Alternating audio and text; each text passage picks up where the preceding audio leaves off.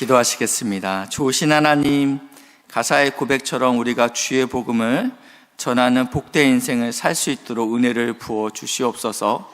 주의 말씀을 듣기 원합니다. 성령 하나님, 친히 말씀하여 주시고 깨닫게 하여 주셔서 우리가 하나님이 원하시는 기도, 예수님이 우리에게 가르쳐 주신 그 기도를 하나님께 올려드릴 수 있도록 인도하여 주시옵소서. 감사드리며 예수님의 이름으로 기도했습니다. 아멘. 이 전도팀은 유니폼이 있나 봐요. 네. 저번 주에도 아주 예쁘게 입고 오시더니 오늘도 천사 같은 흰색으로 짜 입고 와갖고 오늘도 연우가 있나 이렇게 봤는데 오늘은 연우가 없네요. 네. 제 아들이 초등학교 6학년 때 한기범 농구 교실에 들어갔습니다. 한기범이 직접 와서 농구를 가르쳐 주는 건 아니더라고요. 근데 한 6개월이 됐을까요? 한기범이 실제로 왔습니다. 와서 우리 학생들의 슈폼을 한 명씩 교정해주고, 그리고 아이들 농구공에다가 이 한기범의 친필 사인을 해줬습니다. 이 사인볼을 받고 저희 아들이 굉장히 좋아하더라고요. 잠시지만 농구계의 전설을 만날 기회가 생긴다면 어떻게 하시겠습니까? 그의 이야기를 경청할 것입니다. 그가 해주는 조언을 그대로 따르려고 할 것입니다. 제가 지금 농구 얘기를 들었지만 골프를 좋아하신다면 박셀이라고 생각하시면 될 것 같습니다. 나의 폼을 교정해주고, 그리고 여기선 이렇게 힘을 주어야 돼 라는 메시지 앞에 우리는 그대로 하려고 노력할 것이라는 말입니다. 주기도문은 기도의 전문가이신 예수님께서 제자들에게 직접 가르쳐 주신 모범적인 기도문입니다. 우리는 마땅히 기도할 바를 알지 못하지만 성령과 교통하시는 예수님께서는 누구보다도 기도의 전문가셨습니다. 그 예수님께서 주기도문을 가르쳐 주신 것이죠. 시간이 지났지만 첫 번째 시간에 나누었던 우리 주기도문에 대한 이야기를 먼저 잠시 하겠습니다. 주기도문은 이렇게 시작합니다. 그러므로 너희는 이렇게 기도하라. 여기서 말하는 이렇게는 저렇게는 기도하지 말아라 라는 의미로 쓰였다라고 말씀을 드렸는데요. 첫 번째 저렇게 기도하지 말아야 될 것은 기도할 때 외식하는 자와 같이 하지 말라. 이 사람은 하나님은 알고 있습니다. 그러나 하나님께 기도하는 것은 아닙니다. 사람들에게 보이려고, 그리고 사람들 들으라고 하는 기도를 하고 있다라는 것입니다. 그래서 예수님이 이러한 자들에 대해서 이렇게 말씀하고 있습니다. 이러한 자들은 골방에 들어가 은밀한 중에 들으시는 하나님께 기도하라 라고 말씀하십니다. 기도는 골방에서 개인이 단독자로 하나님 앞에 서야 합니다. 예수님도 한적한 곳에서 홀로 기도를 드리셨습니다. 기도가 영적인 호흡이라고 우리가 이야기하고 있는데 어느 누구도 다른 사람을 대신해서 호흡하지는 않습니다. 두 번째, 예수님께서는 이렇게 기도하지 말라고 이야기하시면서 이방인과 같이 중언부언하지 말라라고 이야기하십니다.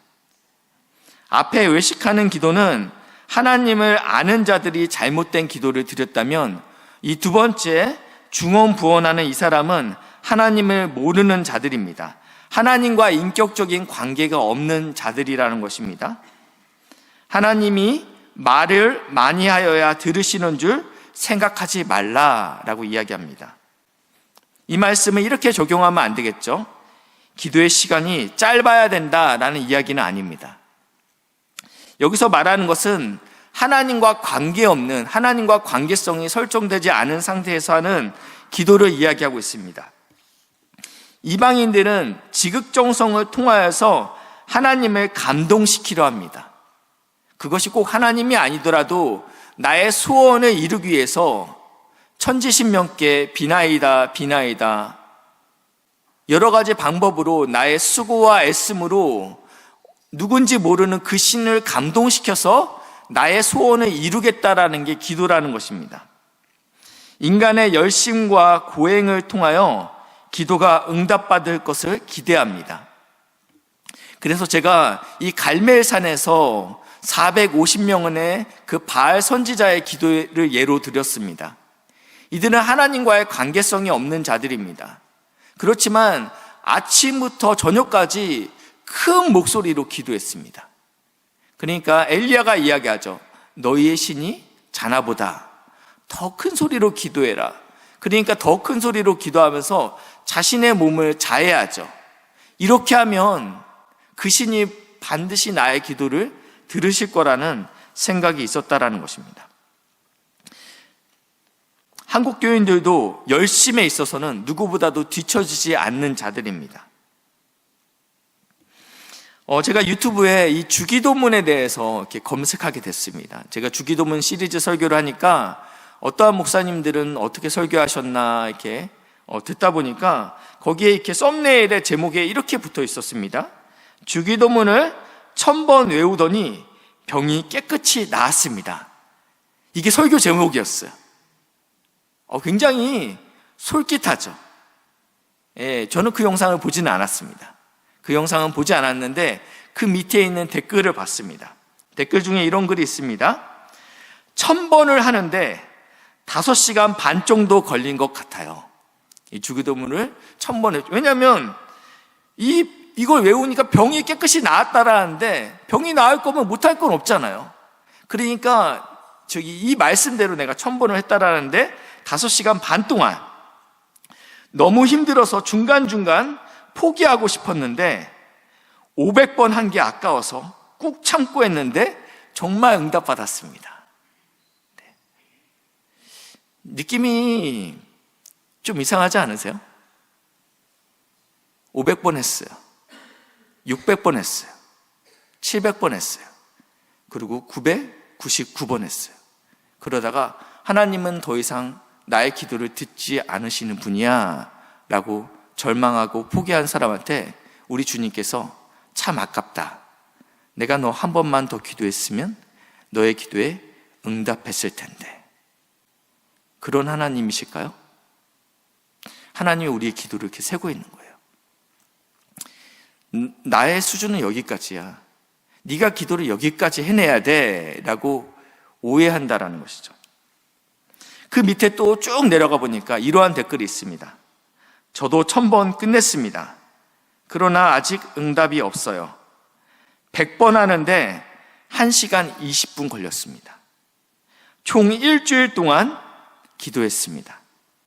저도 저의 기도는 기적이 필요한 건데 아직 없습니다.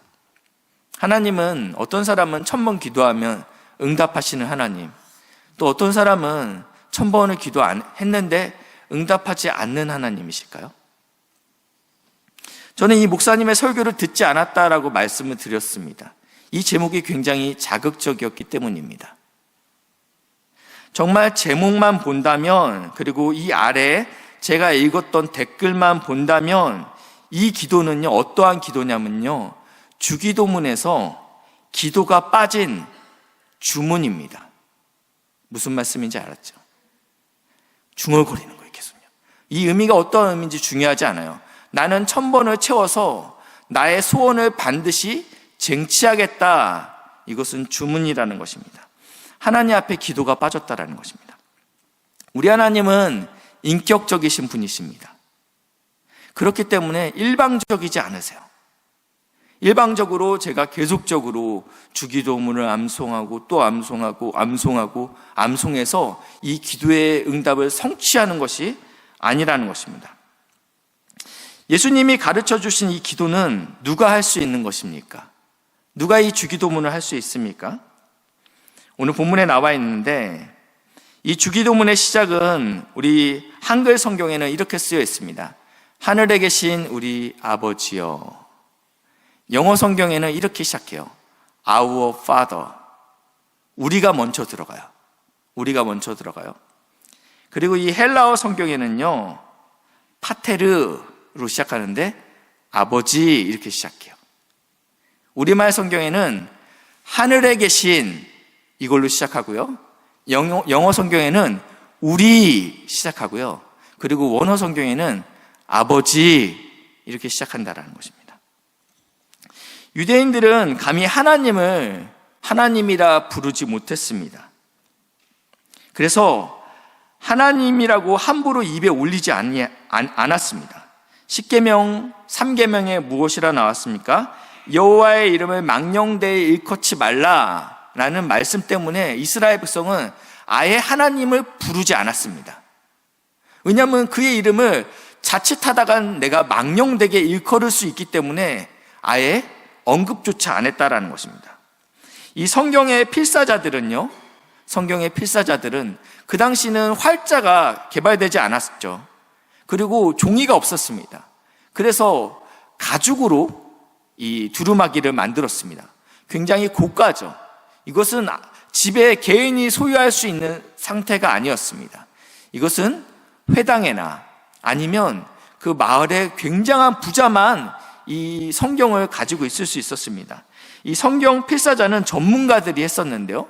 그 당시에 굉장히 배운 자들만 할 수 있는 직업들이었는데, 이 야훼, 여호와라는 글자가 나왔을 때는요, 이 구약 성경에만 6,000번이 나온다고 합니다.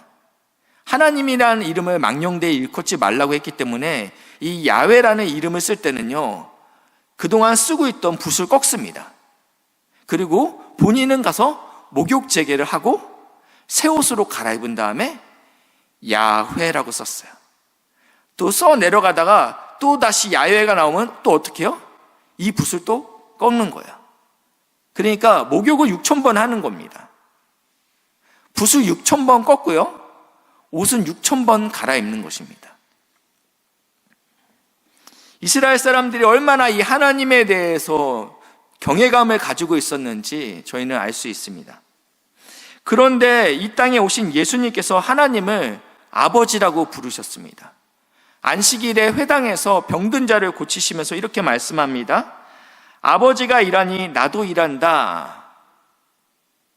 하나님께서 일하십니다 라고 이야기한 것이 아니고 아버지께서 일하시니 나도, 아들도 일한다 라고 이야기했다라는 것입니다.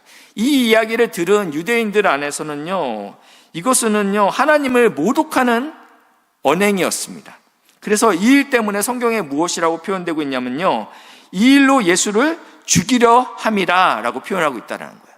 그러니까 이 일이 얼마나 위험한 일이었는지 이렇게 와 닿죠.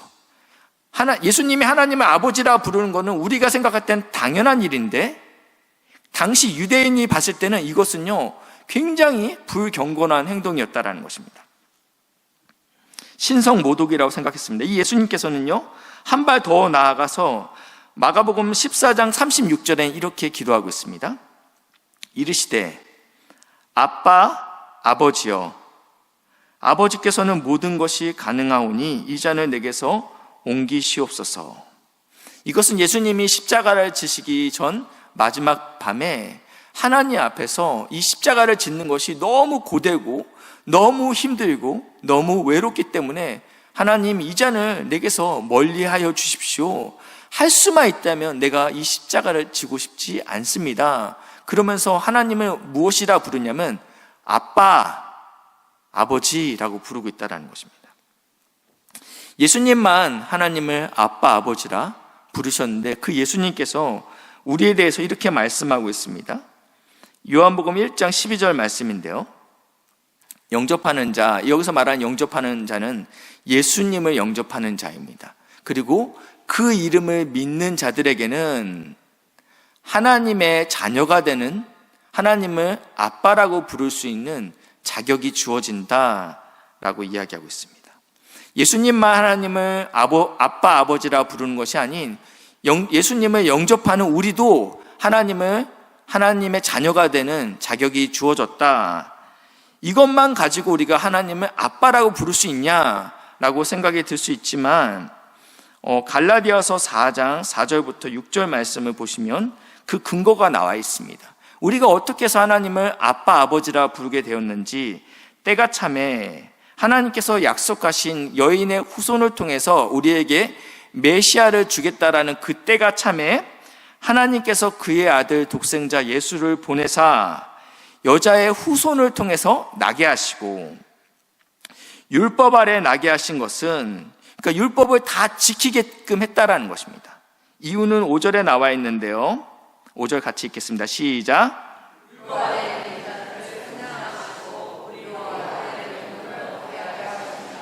아멘. 여기서 속량이라는 단어는요, 값을 주고 샀다라는 뜻입니다. 그래서 종을 값을 주고 사서 자유인으로 풀어주다라는 의미가 담겨 있습니다. 그러니까 율법 아래 종되었던 자들을 예수님께서 그 값을 대신 지불했다라고 표현하고 있는 것입니다. 그러므로 인해서 우리가 죄인 되었던 우리가, 하나님과 원수 되었던 우리가 이제는 아들의 명분을 얻게 되었다라고 이야기하고 있습니다. 그러니까 자격이 어디로부터 생기냐면요, 예수님께서 나를 위해 대신 죽으심으로 인해서, 나를 위하여 죽으심으로 말미암아 우리가 하나님의 아들 된 자격을 얻게 됐는데, 6절입니다.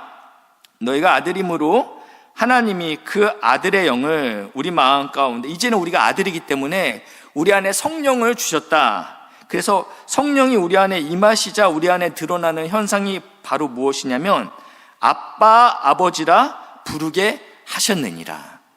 이제는 예수님만 하나님을 아빠라고 부르는 것이 아닌 우리도 하나님을 아빠, 아버지라 부를 수 있게 되었다라는 것입니다. 로마서 15장 말씀인데요. 너희가 다시는 무서워하는 종의 영을 받지 아니하고 이제는 양자의 영을 받았으므로 우리가 아빠, 아버지라고 부르짖느니라. 예전에는 우리가 종의 영을 갖고 있었습니다. 그러나 이제는 우리가 양자의 영을 받았다고 합니다. 입양이 된 거죠. 하나님의 자녀로 입양이 된 건데, 그렇기 때문에 우리가 이 양자의 영을 받음으로, 성령을 받음으로 이제는 하나님을 아빠, 아버지라 부르짖게 되었느니라. 이렇게 말씀하고 있습니다. 16절인데요. 성령이 친히 우리 영과 더불어 우리가 하나님의 자녀인 것을 증언하나니, 이것은 성령께서 보증하시는 일들입니다. 성령께서 보증하시는 일인데, 그 다음이 굉장히 중요해요. 17절인데 자녀이면 또한 상속자이다. 우리가 하나님을 아빠, 아버지라 부를 수 있고 이제 하나님의 자녀가 됐습니다. 굉장히 기쁜 소식이죠. 근데 거기에다가 우리에게 이 재산을 공동 상속자로 우리로 부르셨다라는 것입니다. 그냥 하나님을 아빠라고 부를 수 있을 뿐만 아니라 이제는 공동 상속자가 됐다라는 것입니다. 누구와 함께요? 예수와 함께 공동 상속자가 됐다라는 것입니다. 아침 드라마에 나올 법한 이야기입니다. 출생의 비밀. 그러면서 내가 너의 아버지다. 그래서 막 갑자기 회장의 아들이 갑자기 되고, 이거 아침 드라마에서나 나오지 우리 삶에서 경험할 수 없는 일이잖아요. 근데 주님께서 우리를 아들 삼아 주셨을 뿐만 아니라 이제는 상속자로 부르셨다.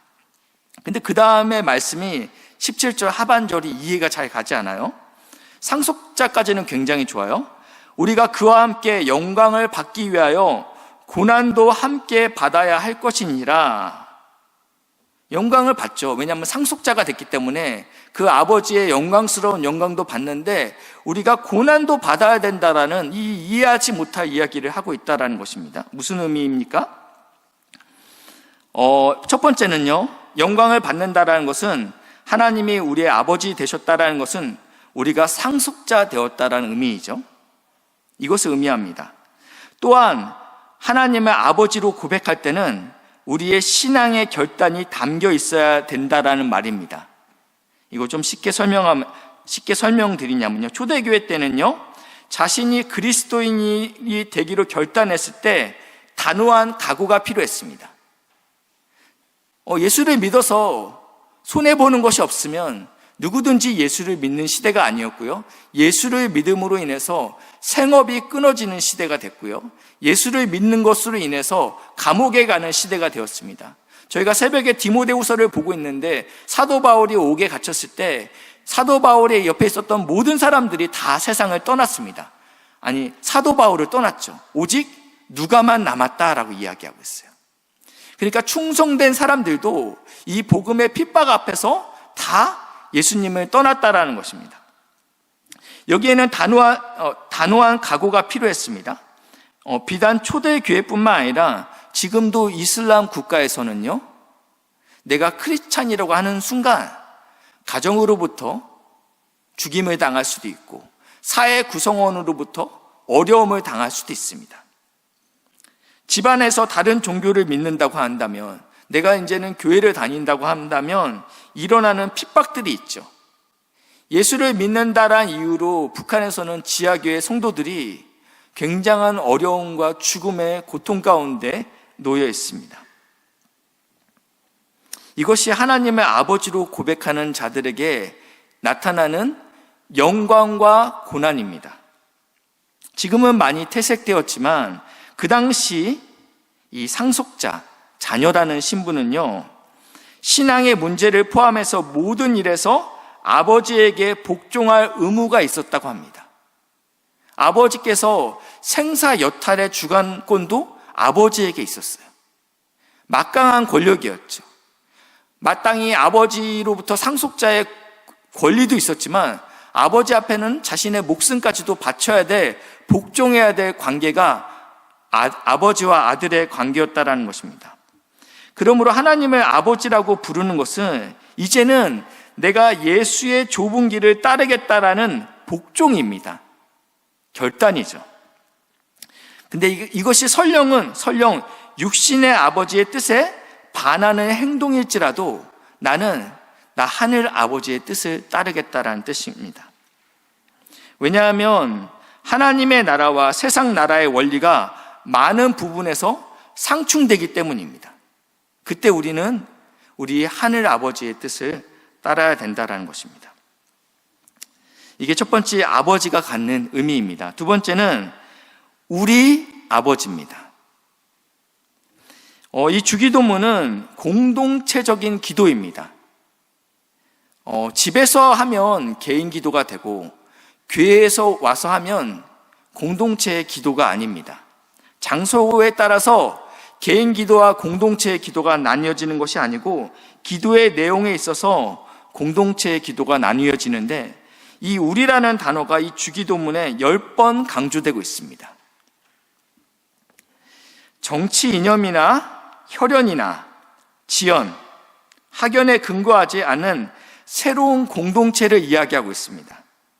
새로운 하나님의 가족에 속한다라는 의미가 있다는 것입니다. 이것은 우주적인 교회입니다. 이것은 신성교회만 해당되는 것이 아니고요, 저희 옆에 있는 공항교회, 교회도 많죠. 이 모든 교회를 다 포함하고 있다는 것입니다. 뿐만 아니라 북한에 있는 지하교회도 해당합니다. 우리다라는 의미 안에는요, 하나님 앞에서요. 또 민족적으로 불편함을 갖고 있는 일본의 성도들도 해당됩니다. 한동안 대한민국에서 선교사 파송 세계에서 두 번째로 많은 국가였습니다. 근데 유독 일본 선교사를 파송하는 일은 굉장히 한국 교회가 야박했습니다. 이유가 여러 가지가 있었지만 잘 사는 이유도 될 수 있겠죠. 그렇지만 가장 근본적인 이유는 성도들 마음이 내키지 않는 것입니다. 내가 심적으로 이들을 용서하지 못하고 있는데 하나님의 복음을 전한다고 일본에 가? 교회에서 파송하고 싶지 않은 마음이 생겨서 일본으로 선교사를 나가겠다는 사람들이 파송교회를 찾는 일들이 굉장히 어려움이 있었습니다. 그렇지만 여기서 말하는 우리는요, 예수 안에 있는 모든 성도들을 가르치고 있습니다. 그러나 현실의 한국교회는 정말 많은 교단들이 있죠. 정확히 몇 개의 교단이 있는지 어느 누구도 모릅니다. 만들어졌다, 없어졌다, 만들어졌다, 또 만들어졌다, 교단에서 싸워서 또 만들어졌다, 이러고 있기 때문에 어느 누구도 파악할 수 없습니다. 150개 정도가 있다라고 이야기하고 있는데 그것도 정확한 숫자는 아닙니다. 우리가 알고 있는 교단들 아시는 것들이 있겠지만 주로 침례교, 장로교, 감리교 이 정도 알고 계시죠. 근데 이 침례교도요, 예수교 침례교가 있고 기독교 침례교가 있습니다. 감리교도요, 예수교 감리교가 있고 기독교, 감리교가 있습니다. 장로교는 어떤가요? 마찬가지죠. 예수교 장로회가 있고 기독교 장로회가 있어요. 그 안에 수많은 장로회가 있겠지만 앞에 타이틀은 여기서부터 시작합니다. 예장, 그리고 합동, 예장, 백석, 예장, 대신, 이런 식으로 수 갈래로 나눠지지만 가장 큰 두 기둥은 뭐냐면 예수님파와 기독교파가 있다라는 거예요. 그래서 어떤 분이 그러더라고요. 한국교회는 예수님과 기독교의 싸움이다. 한국교회의 영적인 상태는 정직하게 들여다본다면 우리 아버지라고 기도할 능력이 없다라는 것입니다. 사실은 예수 안에 있는 모든 몸이 하나님의 교회인데 우리의 몸들이 다 찢어졌어요. 그래서 여기서 말하는 이 우리라는 기도를 더 이상 우리의 영적인 실력으로는, 우리의 상태로는 할 수 없게 되었다는 것이죠. 마태복음 12장 49절 말씀인데요, 우리 한번 같이 읽겠습니다. 마태복음 12장 49절 시작.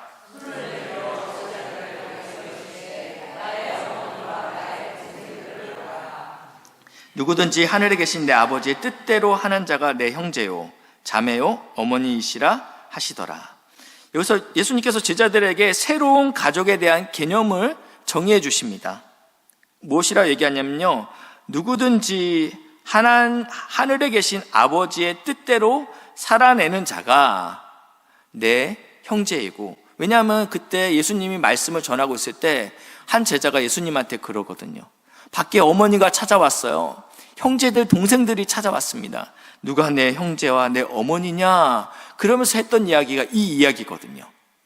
내 어머니와 내 형제는 바로 누구냐면 하늘에 계신 내 아버지의 뜻대로 사는 자가 내 형제고 자매고 어머니라.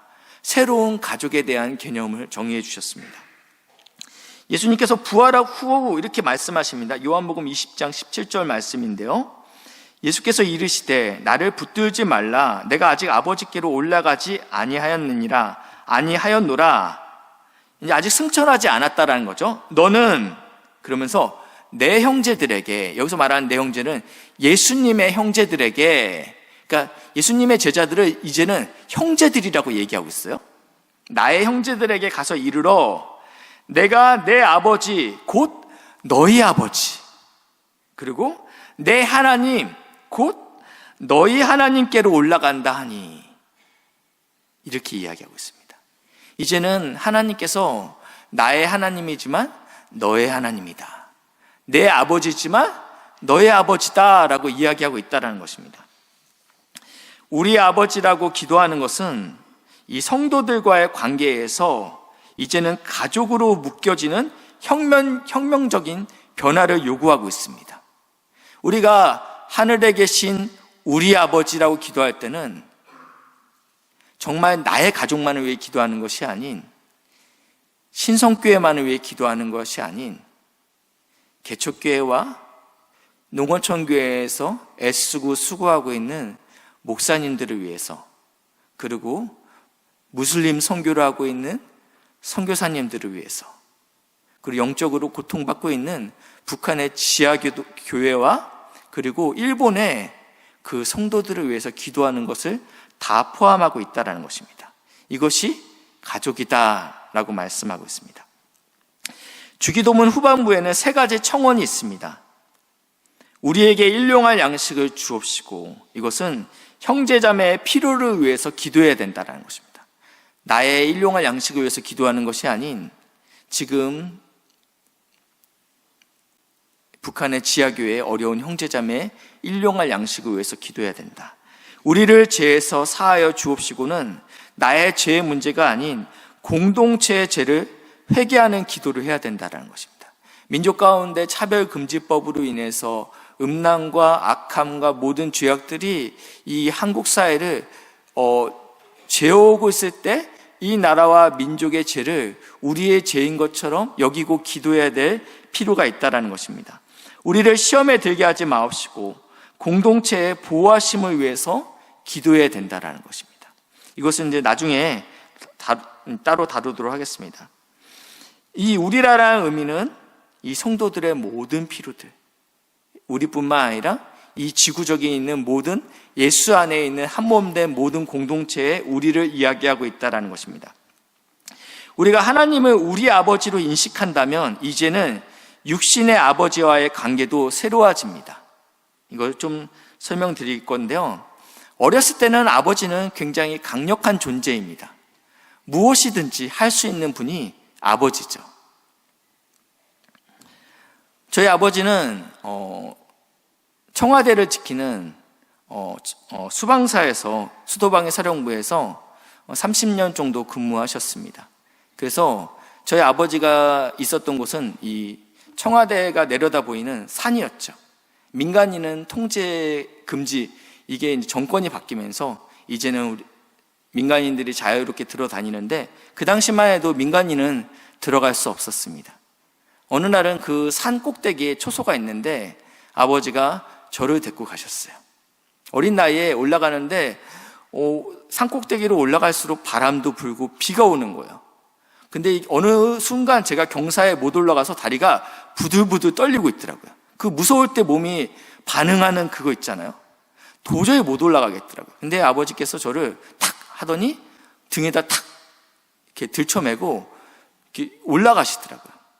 올라가셔갖고 그 초소에 들어가서 그 사병들이 반합에다가 라면을 끓여줬는데 그게 그렇게 맛있더라고요. 근데 제 기억 속에 박구한테 가장 따뜻했던 기억은 저한테는 그 기억이에요. 아버지의 넓은 품, 그 강력함, 이것이 사실은 저한테 아버지에 대한 가장 강력한 기억입니다. 이제는 세월이 흐르고 이제 육신의 아버지는 연약해지셨죠. 더 이상 육신의 아버지가 저를 지킬 필요도 없지만 지킬 수도 없습니다. 이렇게 나약해진 아버지에게도 하나님께서 아버지 되어주십니다. 그리고 이제 더 이상 육신의 아버지에게 기대지 않아도 되는 저에게도 하나님께서 아버지 되어주십니다. 그리고 아직은 육신의 아버지에게 의지해야 되는 제 아들에게도 하나님께서 아버지가 되셔야 된다는 것입니다. 그리고 그렇게 기도하고 있습니다. 우리 모두에게는 하나님이 아버지가 되어주시길 원하십니다. 그리고 우리 모두의 아버지 되어주십니다. 마지막 세 번째인데요. 이번에는 하늘의 계신입니다. 하늘의 계신. 유대인들에게는 하늘의 개념이 두 가지가 있었습니다. 첫 번째는 스카이, 진짜 하늘입니다. 두 번째는 영적인 하늘, 헤븐을 이 유대인의 개념 안에는 있었습니다. 오늘 본문에 나와 있는 이 하늘은 이 두 가지 개념을 다 포함하고 있는 개념입니다. 육적인 것과 영적인 것들을 다 포함한 초월적인 부분에 대해서 이야기하고 있다는 것입니다. 하나님은 초월적인 분이십니다. 하나님은 하늘에 계신 분이시죠. 여기서 말하는 하늘은 우리가 보여있는 이 상공에 있는 그 하늘뿐만 아니라 모든 영적인 것에 충만하다라는 의미를 담고 있다는 것입니다. 전도서 5장 2절 말씀인데요.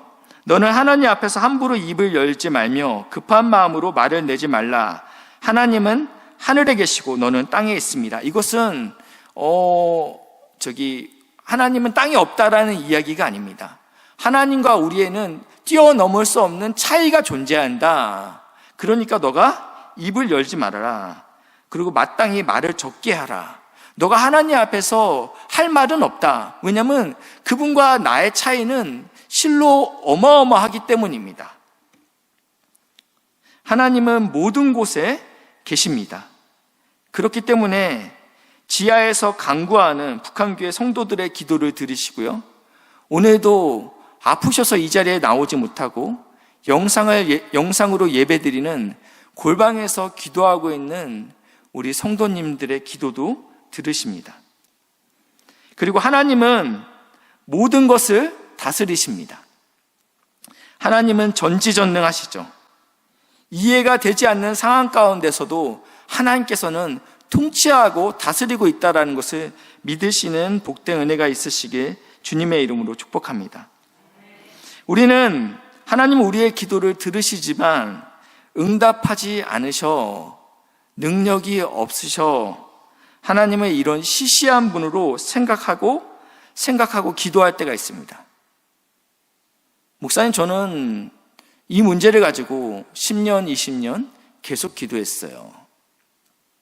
근데 여전히 하나님은 저의 기도를 듣지 않고 있습니다. 하나님은 능력이 없으신 분입니다. 하나님의 이러한 시시한 분으로 생각하면 기도는 따분해집니다. 왜냐하면 하나님이 응답하지 않으시기 때문입니다. 지금 만약 나의 기도가 따분하고 지루하다면 내가 기도하는 대상이 어떠한 분인지 잊어버렸기 때문이라는 것입니다. 하나님은 하늘에 계신 분입니다. 하나님은 모든 곳에 계시고 모든 것을 통치하고 다스리는 분이라는 것입니다. 찬양 가사 중에 이런 가사가 있습니다. 주님이 풀지 못할 힘든 일 없네. 주님이 못 움직일 높은 산 없네.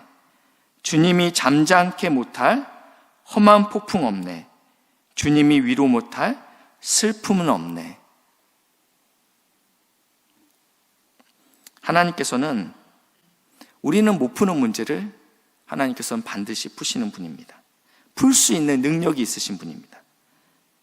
우리는 불가능하다고 하지만 하나님께서는 그 산을 옮기실 수 있는 분이라는 것입니다.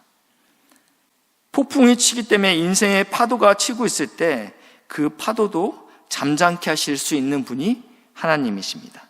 그리고 우리는 위로 못하죠. 우리는 위로 못해요.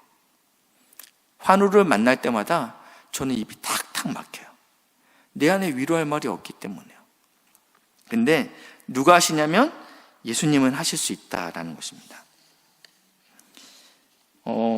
이미장계 준비했는데요.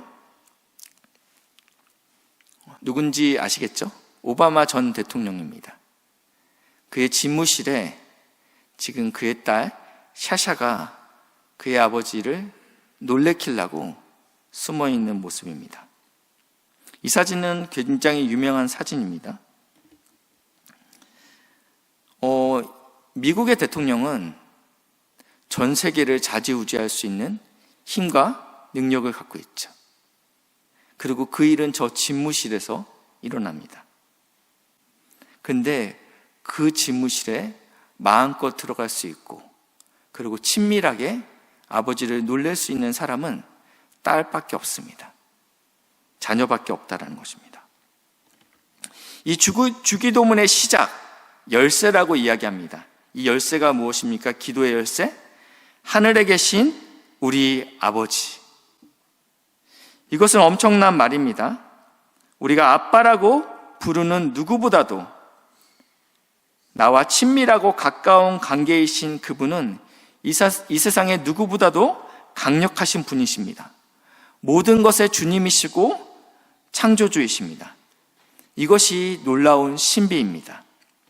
그리고 우리는 감히 하늘에 계신 우리 아버지라고 그분을 부르며 기도하고 즐거워할 수 있다는 것입니다. 예수님께서 이 기도에 우리를 초대하셨습니다. 이미장계 준비되어 있는데요.